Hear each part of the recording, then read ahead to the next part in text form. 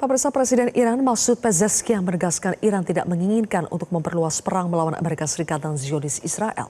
Iran hanya berupaya membela bangsa ketika kejahatan berupaya menghancurkan Iran.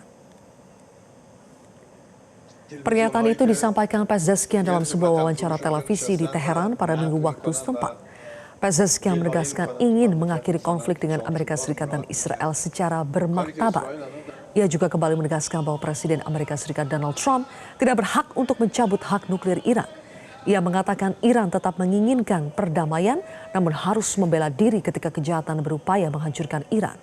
Pezeshkian kembali menyerukan agar bangsa Iran berdiri teguh melawan musuh.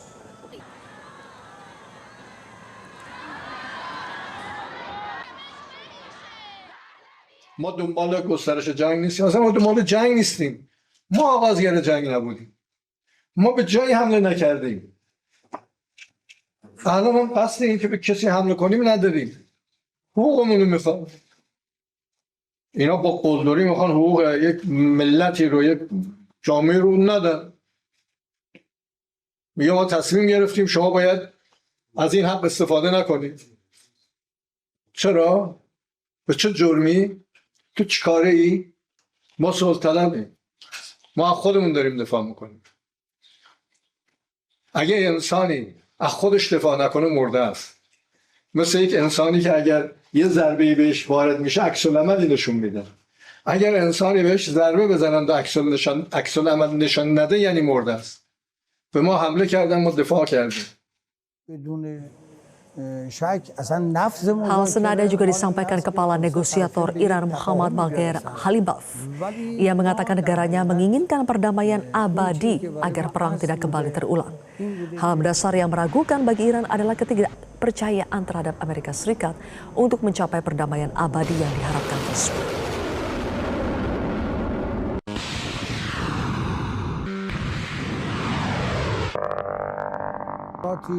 در حوزه هسته‌ای دارن، یه نظراتی در بحث مربوط به موضوعات تنگه و اینا دارن و ما به هر حال سر مواضع و اونهایی که دارن. البته مذاکره بدون شک اصلا نفذ مذاکره مال این هست که خلاصه طرفین به یک تفاهمی برسن، ولی ما در حقیقت اون چیزی که برای ما اصل بوده این بوده که این بی‌اعتمادی همون نکته‌ای که اشاره کردم. ما حسن نیت داریم.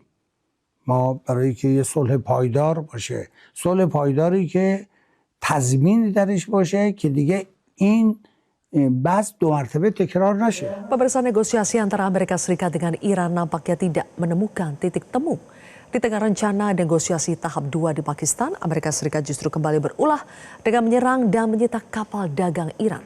Bagaimana sebetulnya keberlanjutan nasib negosiasi Amerika Serikat-Iran? Apakah perang justru akan kembali berlanjut? Kami akan membahasnya bersama dengan praktisi hubungan internasional dan kebijakan publik Dina Prapto Raharja. Selamat sore, Mbak Dina. Selamat sore, Mbak Selvi. Baik. Mbak Dina, jelang negosiasi jilid 2 Amerika Serikat justru menyerang dan menyita paksa kapal dagang Iran di Teluk Oman. Iran juga dikabarkan menyerang balik kapal Amerika Serikat. Menurut Anda bagaimana nasib keberlanjutan negosiasi?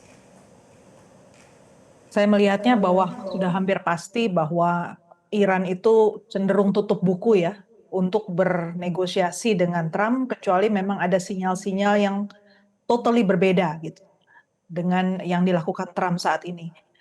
Tempo hari sesudah kejadian di Selat Hormuz itu, berita yang berkembang juga di kawasan kita adalah bahwa Amerika Serikat akan mengejar dimanapun kapal Iran berada, itu bisa diserang, termasuk yang ada di Southeast Asia, di Asia Tenggara, lewat Selat Malaka.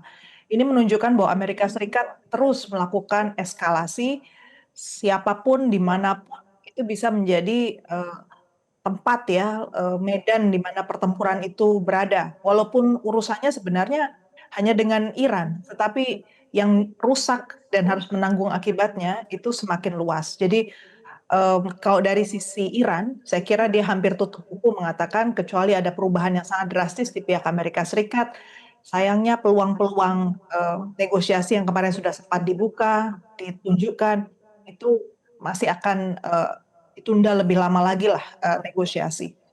Dan saya juga melihat gini, dari segi Amerika Serikat, Amerika Serikat itu mengasumsikan seluruh negara di dunia itu mau ya menerima imperialisme dan kolonialisme. Menerima saja bahwa kedaulatan negaranya itu diremehkan, direndahkan. Padahal kalau diingat-ingat, negara-negara yang paling dekat dengan Amerika Serikat saja, seperti misalnya Jepang, yang sudah sampai nggak punya tentara gitu ya, karena kesepakatan dengan Amerika Serikat. Kenyataannya Jepang juga dalam posisi yang sekarang itu memilih untuk melakukan negosiasi jalur belakang dengan Iran. Demikian pula Inggris yang selama ini dipandang sebagai mitra dekat, bahkan dia punya kesepakatan pertahanan keamanan di Asia Tenggara ya, di Indo-Pasifik lewat AUKUS begitu. Kenyataannya Trump pun melakukan cercaan pada pimpinan tertinggi Inggris yang ujungnya akhirnya hubungan di antara mereka renggang.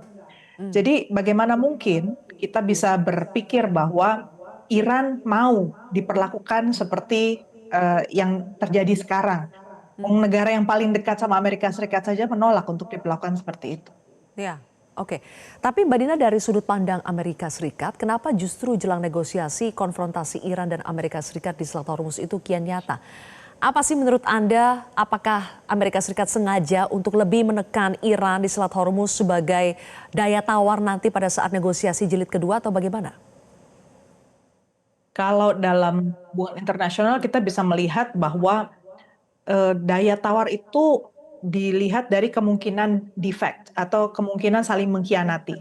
Bahwa ketika satu pihak saling mengkhianati, hasilnya itu dia mendapatkan kredit yang lebih besar dan potentially juga mendapatkan hasil yang bahkan lebih dari yang dia bayangkan. Satu yang dia tidak tahu bahwa situasi permainan dengan Iran ini sekarang sudah melibatkan aktor-aktor adidaya yang lain yang sebenarnya tidaklah lebih baik gitu dari Amerika Serikat. Ada China, ada Rusia, masing-masing punya kepentingannya masing-masing. Gitu. Dan ketika Amerika Serikat tidak berusaha untuk membangun satu komunikasi yang lebih positif dengan Iran, ruang-ruang untuk aktor lain ini masuk. Dan sebenarnya membuat suasana juga tidak makin gampang gitu, tetapi juga semakin rumit karena Amerika Serikat masih terus eskalasi. Jadi buat Amerika Serikat yang dilakukan itu satu cara yang paling bisa untuk mengoptimalkan apa yang dia peroleh. Dia lupa bahwa aktor yang sudah terlibat dan risiko yang terjadi itu sudah meluas begitu luasnya, begitu besarnya, sehingga negara lain nggak mungkin tinggal diam lagi sekarang untuk sekedar menunggu. Negara-negara seperti Mesir, Saudi Arabia itu udah bikin jalur di luar Hormuz. Jadi yang harus kita antisipasi adalah ke depan memang biaya shipping itu bisa semakin tinggi, rutenya akan berubah.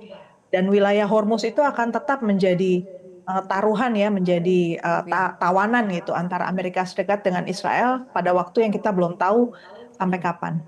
Oke. Sementara itu Mbak Dina, Iran sudah mengindikasikan bahwa mungkin mereka tidak akan bertolak ke Islamabad, Pakistan, atau setidaknya belum ada kepastian begitu ya, karena Amerika Serikat dibilang kerap berbohong, tuntutan yang diajukan juga tidak bisa diterima oleh Iran. Tapi di sisi lain Amerika Serikat dikabarkan sudah bertolak ke Pakistan. Nah, apakah sebetulnya negosiasi bisa dilangsungkan jika salah satu pihak tidak turut serta dalam meja diplomasi? Tidak bisa. Jadi kalau Iran nggak datang, itu otomatis salah satu cara bagi Iran untuk menunjukkan bahwa dia tidak dalam posisi mau negosiasi. Iran itu dalam kondisi yang sekarang tidak dipegang oleh satu kelompok saja untuk melakukan negosiasi dengan Amerika Serikat. Yang dominan kita saksikan dalam kasus Hormuz ini adalah Garda Revolusi. Kelompok yang justru paling keras, paling militan. Dan kenapa dia bisa mendapatkan posisi itu, si Garda Revolusi ini? Ya karena Ayatollah yang pemimpin agama itu sudah disingkirkan. Dan putranya pun sudah ditekan oleh IRGC untuk mengambil posisi yang lebih keras terhadap Amerika Serikat. Demikian pula Gaher Balibaf yang dari pihak parlemen itu kan juga dikenal sebagai kelompok yang lebih anti ya terhadap Amerika Serikat. Jadi kekacauan yang kita saksikan ini, kebuntuan ini sebenarnya juga dimulai oleh Amerika Serikat sendiri. Oke. Lalu apakah pihak Pakistan bisa meyakinkan Iran supaya datang ke Islamabad Talks Jilid 2 menurut Anda? Menurut saya saat ini belum. Kalaupun ada komunikasi pasti tetap akan jalan terus. Mereka akan mungkin Amerika Serikat akan menawarkan sesuatu di belakang layar atau mengancam tambahan lagi lewat X atau truth-nya Donald Trump. Tapi menurut saya buat Iran dalam waktu dekat ini dia mau lihat dulu sampai mana. Kalau memang betul Amerika Serikat bertekad untuk menyerang kapal Iran dimanapun mereka berada, mereka akan semakin keras. Oke, terakhir Mbak Dina, Trump mengancam jika negosiasi Rabu tidak mencapai kesepakatan, maka ia akan kembali lagi ke rencana awalnya untuk mengebom fasilitas dan infrastruktur penting di Iran. Apakah ultimatum tersebut bakal direalisasikan atau Trump akan mencari cara untuk mengulur lagi sambil berusaha membuka dialog yang lain dengan Iran? Kalau dilihat petanya hari ini, Israel itu marah pada Amerika Serikat karena dilarang untuk menyerang Lebanon. Kemungkinan besar satu hal yang akan pecah duluan itu adalah di Lebanon. Jadi Lebanon akan menjadi korban dulu dan Iran pasti akan marah dengan kejadian itu dan akan ada retaliasi ya, ada perlawanan. Kita belum tahu mana yang akan diserang duluan di wilayah Teluk untuk menunjukkan betapa marahnya Iran atas pelanggaran kesepakatan ya untuk gencatan senjata. Jadi Amerika Serikat saya kira dengan posisi dia di dalam negeri harga minyak itu semakin naik, kalau dia bisa menunda, dia pasti akan menunda untuk mencari tahu posisi mitra-mitra dia yang lain itu sebenarnya kemana. Atau skenario yang buruknya adalah dia kemudian memindahkan konflik itu ke wilayah lain.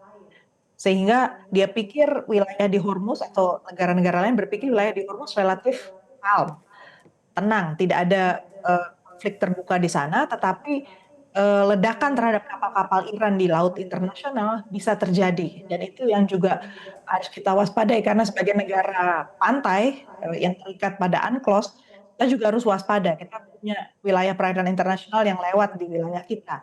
Jangan sampai wilayah kita terseret dalam konflik yang diinisiasi oleh Amerika Serikat. Oke, baik kalau begitu. Mbak Dina Prapto Raharja, terima kasih atas analisa Anda di Metro hari ini. Jelajahi cara baru mendapatkan informasi. Download Metro TV Extend sekarang.